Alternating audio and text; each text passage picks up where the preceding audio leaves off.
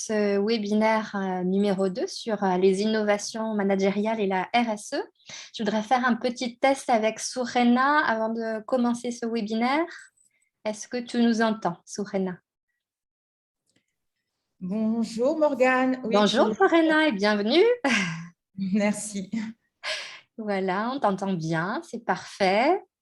Donc ta petite vidéo, ce sera parfait de l'ouvrir au moment où tu interviendras, si tu le souhaites. D'accord. Voilà, et je vais faire des petits rappels techniques. Je vais vous inviter, Anne-Sophie, si tu peux remettre la slide précédente sur les rappels techniques. Ouais, super. Alors, comme vous l'a rappelé Primaël tout à l'heure, de bien écrire sur votre présentation, de vous renommer, d'écrire votre nom, votre poste, votre organisation, et puis le pays d'où vous venez. Je vous demanderai, pour ceux qui n'interviennent pas, de garder votre micro et votre caméra désactivés pour une meilleure qualité du son et un meilleur partage entre les intervenants.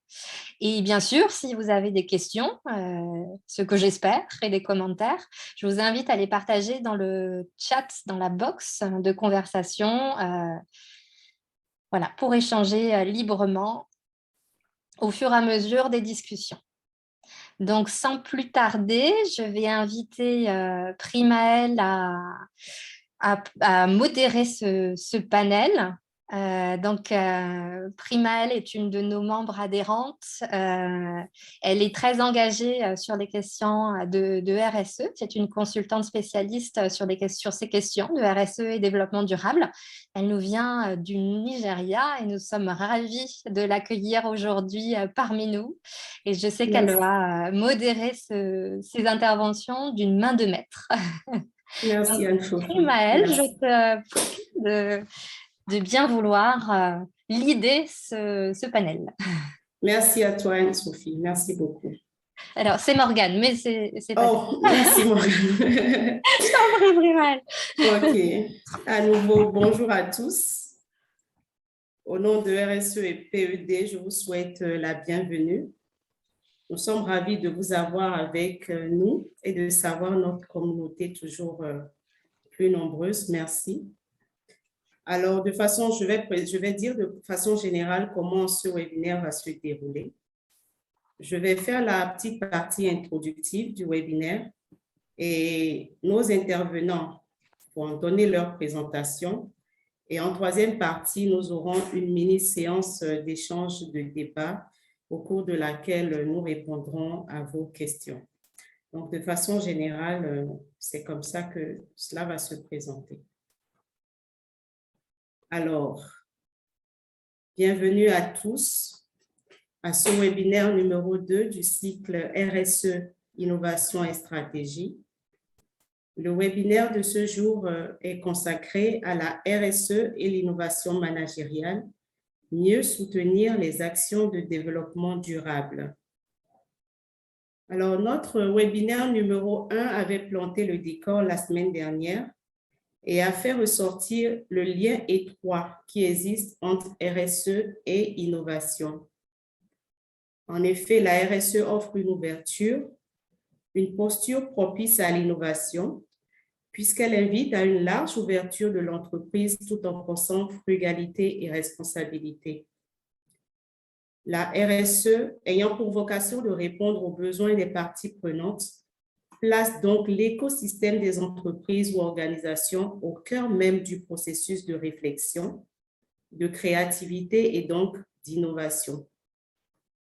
Dans le contexte africain où les entreprises sont pour la plupart confrontées à des difficultés de divers ordres, la RSE apparaît comme un catalyseur qui ouvre la voie à l'ingéniosité.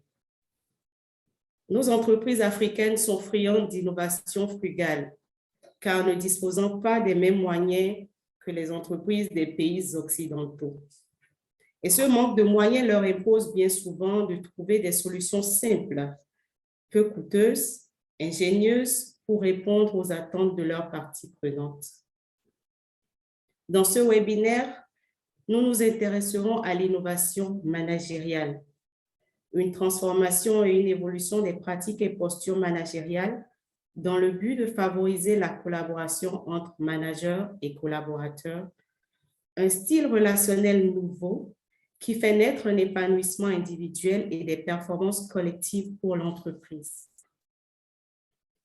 Mais en réalité, qu'entend-on par innovation managériale? Quels sont les leviers qui permettent aux entreprises d'innover à travers la RSE? Comment créer les conditions de l'innovation au sein des organisations? Quelles sont déjà les innovations managériales exemplaires qui sont déployées sur le continent africain? Quels sont les nouveaux modèles d'affaires qui intègrent le développement durable au cœur de leur approche? De quels processus et procédés peut-on s'inspirer tant dans les relations avec l'extérieur qu'en interne? Et surtout, comment soutenir toutes ces initiatives? Autant de questions auxquelles nous nous attellerons à trouver des réponses avec le précieux concours de nos intervenants qui, à travers leur partage d'expériences, leurs sources d'inspiration et également leur approche novatrice du management, nous apporteront de précieuses clés de compréhension. Alors, je m'en vais tout de suite présenter les intervenants sur ce webinaire. Ils sont au nombre de 3. Notre première intervenante, Morgane Lasso, est responsable de programme RSE pour RSE et PED. Donc, RSE et PED, c'est l'association qui organise ce webinaire avec le soutien de ses partenaires.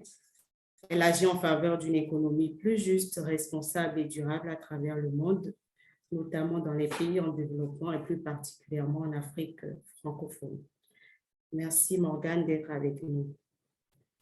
Notre deuxième intervenante, Madame Soukeina Ouedraogo, est responsable RSE et impact positif au sein de la PME sénégalaise Happy Afrique, une entreprise sociale et solidaire qui commercialise des produits d'hygiène réutilisables tout en menant des actions en faveur de l'hygiène menstruelle et l'empowerment féminin.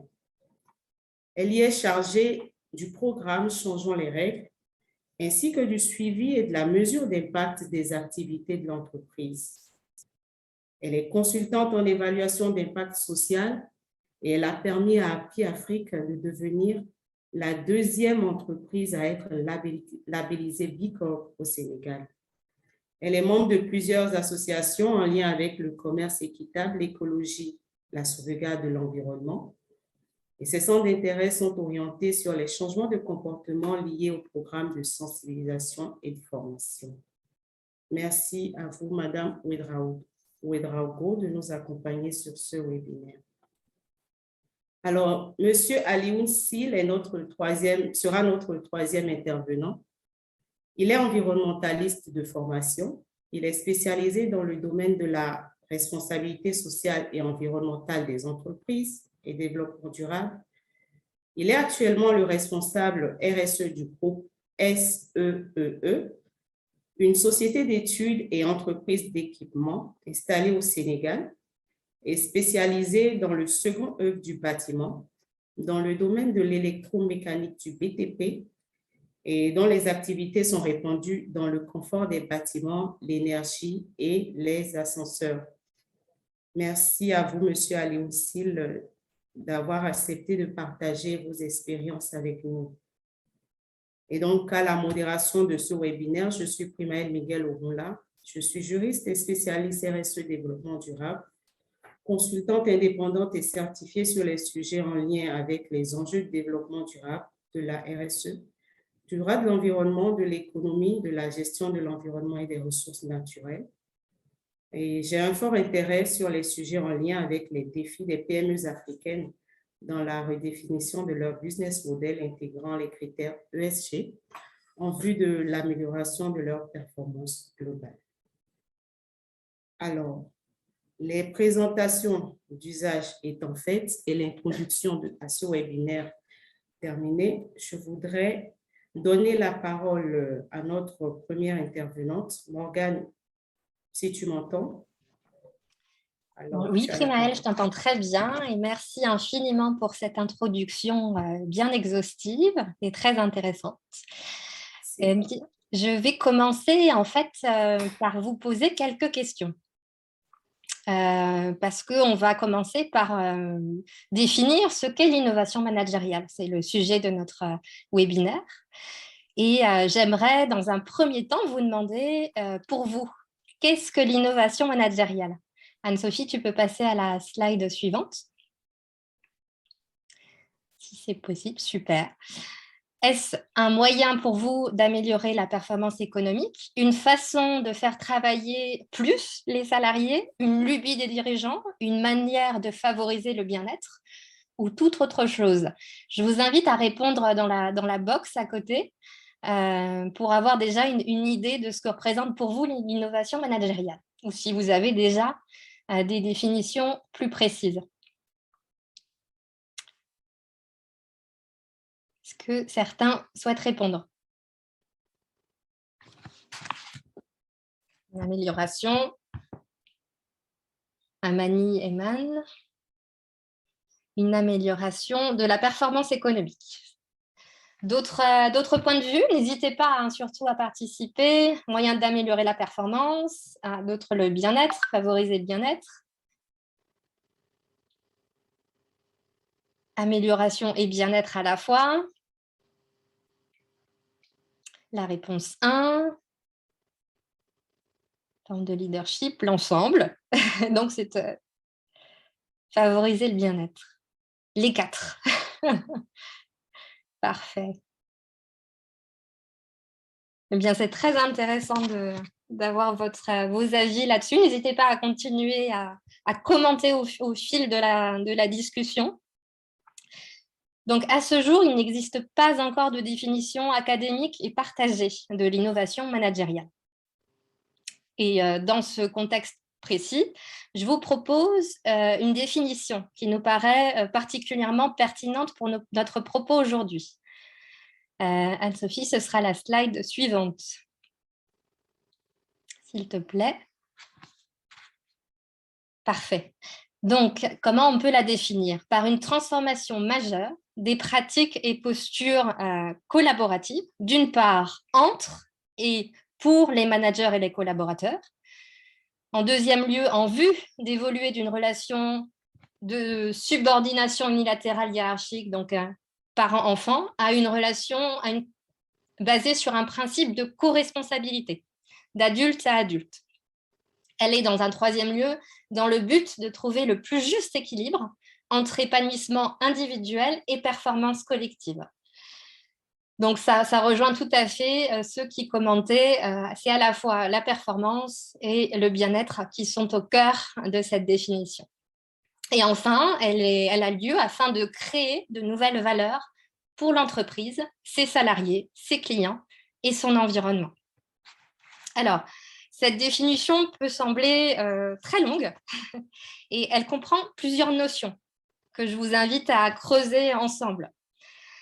Alors, d'une part, c'est la notion de transformation majeure qui sous-tend un changement significatif, sans qu'il soit pour autant question de disruption, sachant que ce qui peut représenter un changement majeur pour une entreprise peut ne pas être considéré comme tel pour une autre. L'innovation, encore une fois, peut être à grande échelle, à petite échelle. La notion de transformation majeure dépend d'une entreprise à l'autre. Deuxième point, l'innovation managériale porte essentiellement sur les pratiques, c'est-à-dire les rituels, les dispositifs, les démarches. Et les postures, il s'agit d'état d'esprit, de mode de pensée, d'attitude, et non sur des réformes radicales et globales de mode d'organisation. Donc, on ne parle pas ici d'holocratie, de sociocratie, d'adocratie. Ce sont d'autres enjeux. L'innovation, la nouveauté repose sur la manière de collaborer, le comment faire et être ensemble.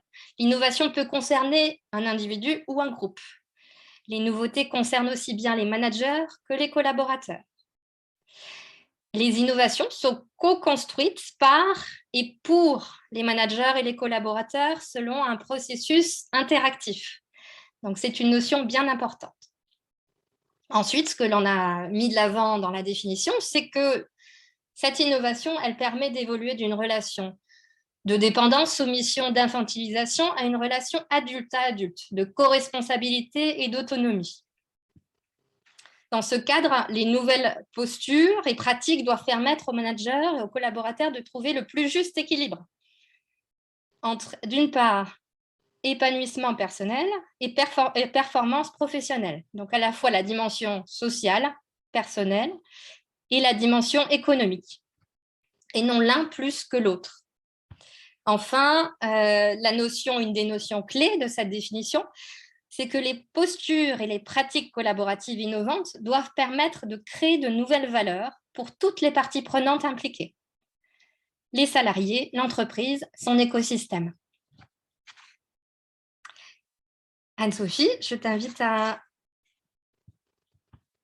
me présenter la slide suivante. Donc, la question se pose maintenant que nous avons creusé cette notion d'innovation managériale, c'est de savoir pourquoi s'engager dans un projet d'innovation managériale. Alors, je vous invite là aussi à nous apporter votre vision dans la box. Pourquoi on s'engage dans un projet d'innovation managériale?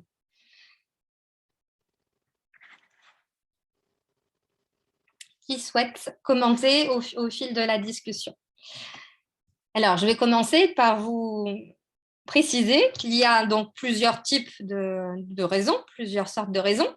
Et d'une part, un engagement par envie sur la base de la conviction de certains dirigeants, des convictions qui sont sincères, de miser sur le capital humain, de soutenir et valoriser les énergies, les potentiels, les différentes formes d'intelligence cognitive, situationnelle, relationnelle, émotionnelle de tous les salariés. Pour ceux qui s'engagent par envie, il y a aussi, au-delà de la conviction, il y a le fait de se rendre compte de l'inadéquation. Donc, de constater les limites du management traditionnel, qui n'est pas fait pour permettre aux entreprises d'évoluer, de se développer dans un environnement qui est qualifié de à la fois volatile, incertain, complexe, ambigu. Volatile pourquoi? La lourdeur des règles et la culture conformiste freinent l'agilité et empêchent l'entreprise d'être réactive et proactive face à l'accélération des changements. Incertain. Les stratégies à long terme et la maîtrise des risques sont adaptées à des environnements prévisibles et linéaires, ce qui n'est plus du tout le cas dans notre monde actuel.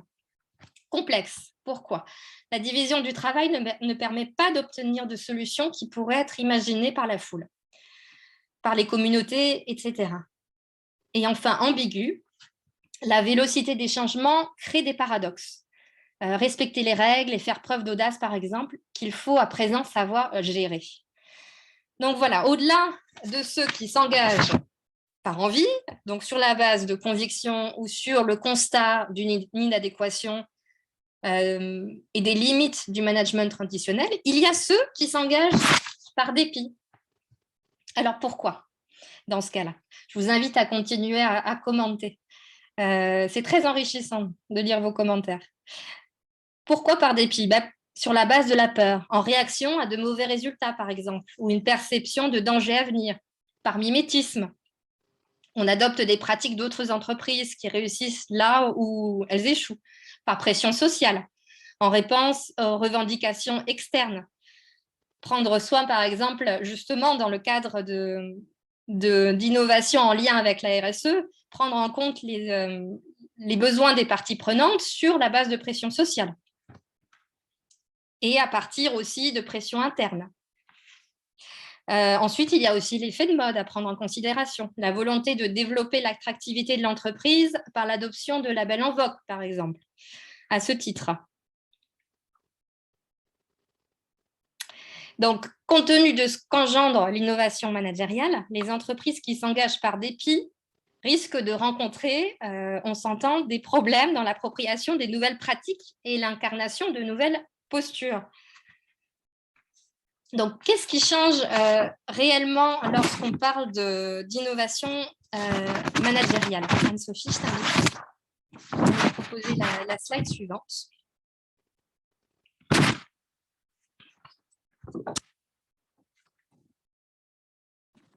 Qu'est-ce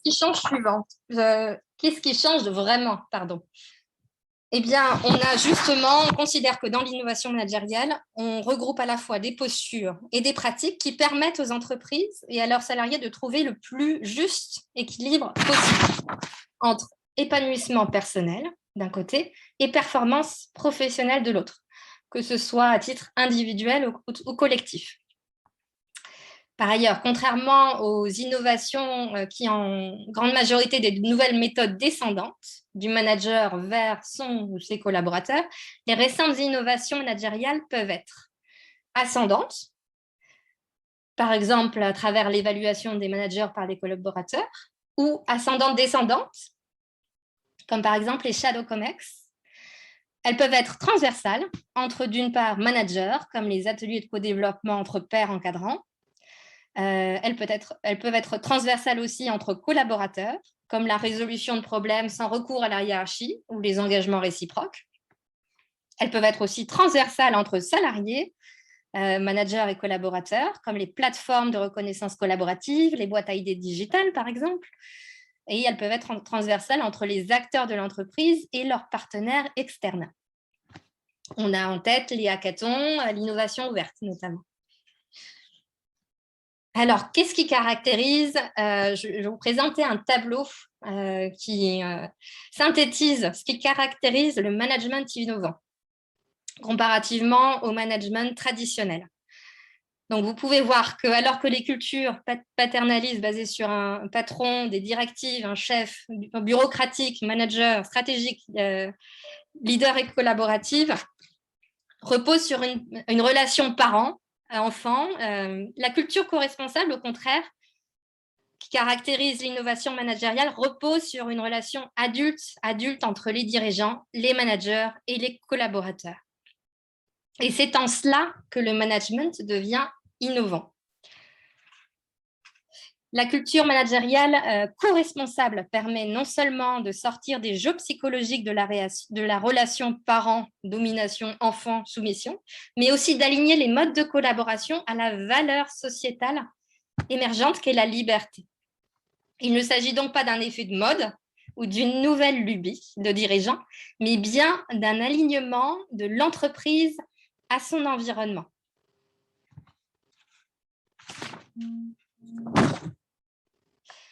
Anne-Sophie, je te propose de présenter la dernière slide que je vais vous présenter, qui est un schéma intégral de l'innovation managériale, qui repose sur les 6 piliers de l'innovation managériale, ce qu'il faut changer, les 6 postures de l'innovation managériale, un nouvel état d'esprit, et enfin les 6 paradigmes de l'innovation managériale, qui sont en fait les nouvelles règles du jeu. Donc ce schéma intégral de l'innovation managériale permet de répondre, permet aux entreprises et que ce soit aux dirigeants et salariés à bien s'engager dans une démarche d'innovation managériale. Elle permet de poser les bases suite à des questions essentielles sur comment restaurer, par exemple, des relations basées sur la confiance, comment renforcer le plaisir et le bien-être au travail, comment promouvoir la collaboration et la cohésion, comment développer plus d'agilité, comment développer la créativité. Ce sont des questions essentielles que chacun et chacune doit se poser pour développer au mieux son innovation managériale. Et pour se placer au service de la performance organisationnelle. Et ce que l'on va voir désormais, c'est comment des pratiques RSE novatrices et ambitieuses permettent d'accroître la performance des organisations. Et ce sont les 2 prochains intervenants qui vont mettre en lumière des exemples concrets d'innovation managériale ambitieuse et inspirante. Et je vous invite tous à les écouter et à continuer à commenter sur la barre de discussion. Merci à tous.